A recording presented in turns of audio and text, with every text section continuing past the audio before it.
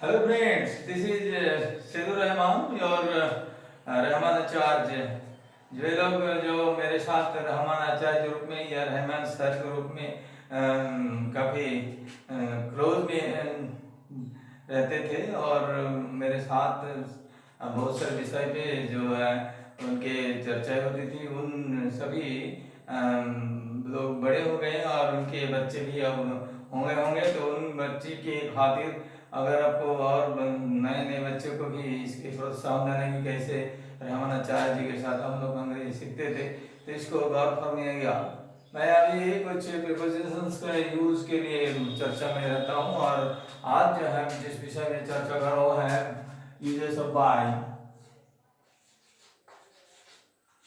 ठीक है ना, इस वाई को प्रिपोजिशंस का कैसे कैसे प्रयोग होता है इसमें मैं विस्तारित लिख के रखा समय संक्षेप करने के लिए, ताकि आपका धीरज टूट ना जाए और बहुत लंबे फेरेज नहीं लगाना है, आपको एक एक करके ध्यान देना है।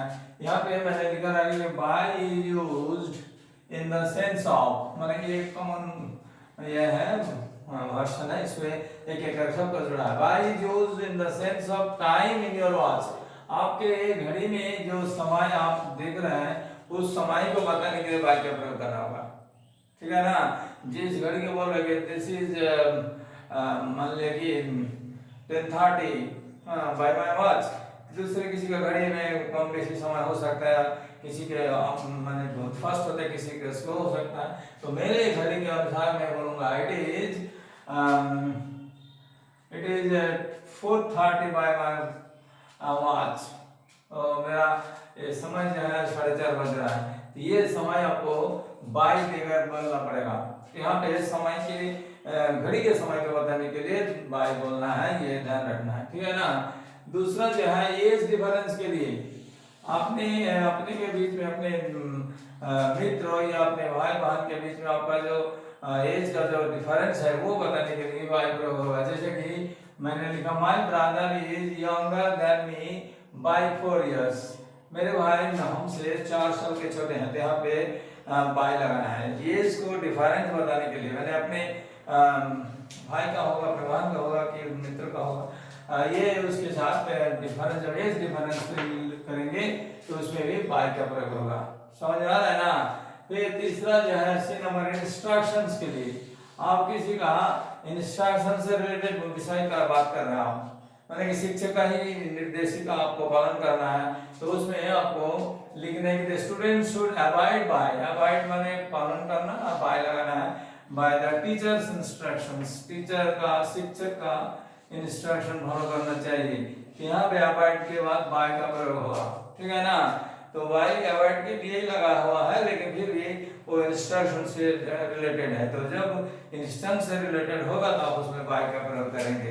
ठीक है ना। फिर नेक्स्ट है हेल्पिंग करने, किसी को मदद करने के लिए, जैसे कि बोलेंगे कि मैं उसके बगल में उसके परेशानी के समय खड़ा था, तो ऐसा ही कोई ऑफिसर स्टूड बाय मी, वो ऑफिसर मेरे सामने मेरे पास खड़ा था इन माय डिस्ट्रेस, जब मैं परेशानी में थे तब तो वो ऑफिसर मेरे पास मेरे साथ खड़े थे। ये जो स्टूड बाय, ये बाय लगाना पड़ेगा जब वो किसी को मदद करने का बात आएगी। ठीक है ना। फिर नेक्स्ट है लर्निंग, शिक्षा होता है वो जब अपने आप सीखते हैं, गौर करते हैं और अपने आपको साथ करते हैं, वो जब विषय होगा उसके लिए हम बाय का प्रयोग होगा। जैसे कि you should learn this by heart, teacher लिखता है, तो आप you should learn this in your heart, for your heart और विथ योर हार्ट, ये सब गलत हो जाएगा। क्या हो जाएगा?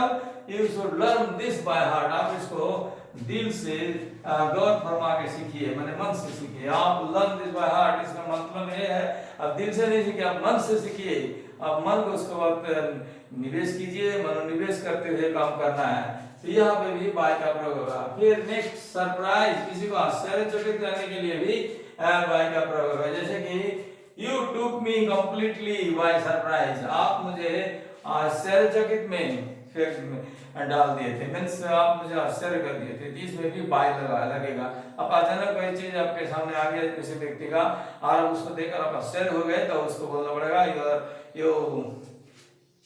You took me completely by surprise, आप मुझे आश्चर्य कर दिए थे। फिर ऑक्शन जो शब्द है कि नीलामी में बिकना, उसमें भी बाय का प्रयोग होगा। ठीक है ना, जैसे कि हमें एग्जांपल दिया हुआ है कि ही sold his house by auction, वो ऑक्शन से अपना बाड़ी बेच रहा है, तो ये बेचा था, तो ये ऑक्शन के लिए भी बाय का प्रयोग होगा। फिर आपको समझ आ रहा है, मैं जल्दी जल्दी जा रहा था कि समय संक्षेप रहे ना, इसी कम समय में आप जब जान लेंगे तो आप बार बार उसमें रिवाइंड करते हुए, बार बैक करते हुए देख लीजिएगा तो आपको माथा में आ जाएगा। ठीक है ना, यहीं पे वीडियो को 30 मिनट 35 मिनट 40 मिनट करने का आवश्यकता नहीं है। आप जो बुद्धिमान होंगे तो वो बुद्धिमान के लिए इशारा काफी होता है, कहते हैं हिंदी में बुद्धिमानों के लिए इशारा ही काफी होते हैं। तो इशारा दे करने जा रहा है तो इशाराओं को इशारा इशारा में समझ लेना, और संक्षेप में जो भी कुछ कहा जा रहा है इसको गौर कीजिएगा। फिर इसमें जो है इंस्टॉलमेंट्स माने कोई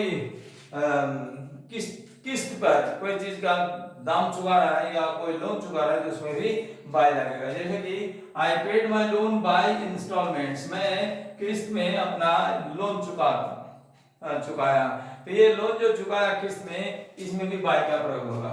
ठीक है ना। फिर ईश्वर के नाम पे जब बोलते हैं कि मैं भगवान के नाम पे कसम खाता हूं, तो उसमें भी प्रॉमिस, गॉड्स प्रॉमिस, जब ईश्वर के नाम पे आप प्रॉमिस करते हैं तो उसके लिए भी बाय होगा। जैसे कि बाय गॉड बोलते हैं ना हम लोग, बाय गॉड, इसी तरह आई स्वेयर बाय गॉड, मैं ईश्वर के नाम पे प्रतिज्ञा करता हूं बाय गॉड। यहाँ पे गॉड के पहले बाय लगा, गॉड के द्वारा यहाँ पे प्रॉमिस नहीं कर, बल्कि मैं गॉड के नाम से प्रॉमिस कर रहा हूँ, तो ये बात को बाय देकर ही बोलना है। ठीक है ना, ये विषय को गौर रखना है। लास्ट में है क्रैकिंग जोक्स, किसी को मजाक से कुछ बोलना का, जिसके बारे में कोई अंदाजा देना है जोक करते हुए, तो उसमें भी बाय लगेगा। जैसे कि they pointed out this by joking, यहाँ पे जोक के पहले भी बाय लगा। कैसा पॉइंट आउट किया दर विषय को, वो जोक कर मजाक करते हैं किया, मजाक किया ढंग से किया, तो ऐसा विषय पे गौर रखना है। आपको कौन विषय विषय रखना है कि बाय जो है प्रयोग होगा टाइम इन योर वॉच, आपके घड़ी के लिए होगा, एज डिफरेंस बोलने के लिए होगा, इंस्ट्रक्शंस को जताने के लिए होगा, किसी को हेल्प करने के लिए होगा, लर्निंग करने के लिए होगा।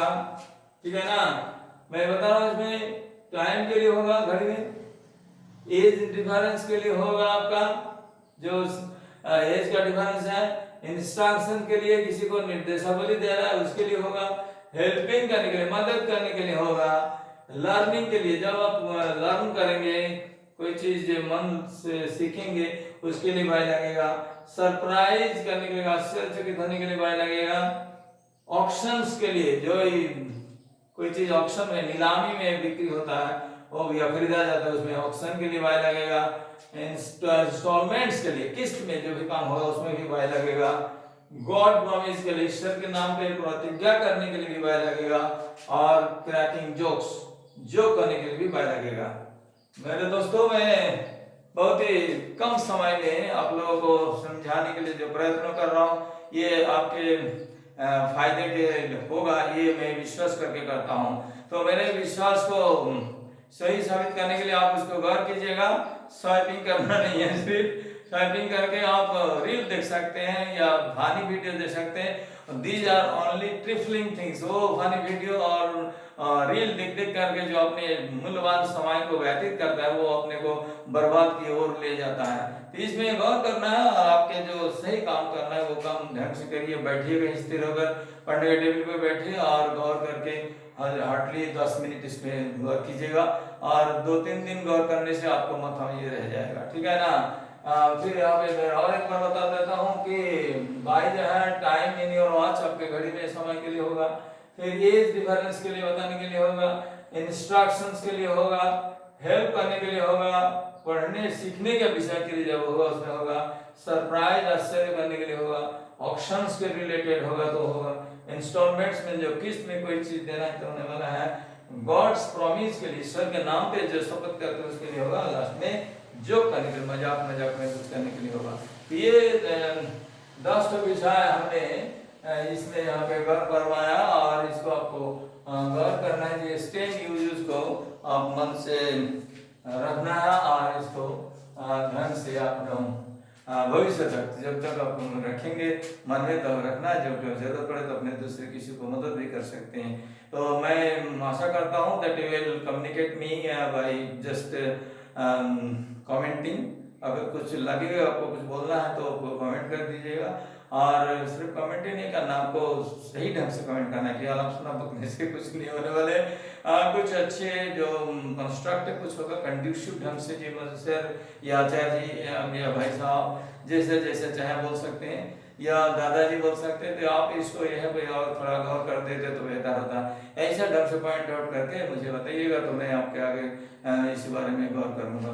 और दूसरा है कि अगर आपको मेरे साथ लिंक जोड़ लेना है तो आप निश्चित रूप से इसको सब्सक्राइब कर दीजिए बेल आइकन को प्रेस करते हुए, और मेरे साथ हमेशा जुड़े रहेगा। तो जब तक मैं जिंदा हूँ और मेरे मृत्यु उपरांत भी जब तक यूट्यूब इसको रखेगा तो उसके आप लोग जनरेशन आफ्टर जनरेशन इसको देख सकते हैं। There are so many people those are trying to make understand. बहुत सारे लोग हैं जो आपको समझाने की कोशिश कर रहे हैं, उसके में अंदर में से आपको जो बेहतर लगे और वो उसको गौर करना है। अगर मेरा ये बेहतर लगे इसको भी गौर कीजिएगा। इसी उम्मीद के साथ में यहीं पे आपके छोड़ रहा हूँ। फिर मुलाकात होगी अगले वीडियो में, तब तक के लिए आपको मैं सभी को नमस्कार करता हूँ। और छोटे छोटे मेरे जो मैंने स्टूडेंट हैं, जो भी मित्र हैं, सबको मैं अपने प्यार भरे नमस्कार करते हुए यहीं पे समाप्त करता हूँ। सब लोग खुश रहिए, आनंद रहिए और जिंदगी का आनंद उठाइए, ठीक है ना। Don't worry for anything, just keep on living nicely as your life is very very precious. You should not to waste your time and you should not waste your life. Thank you all, have a nice time.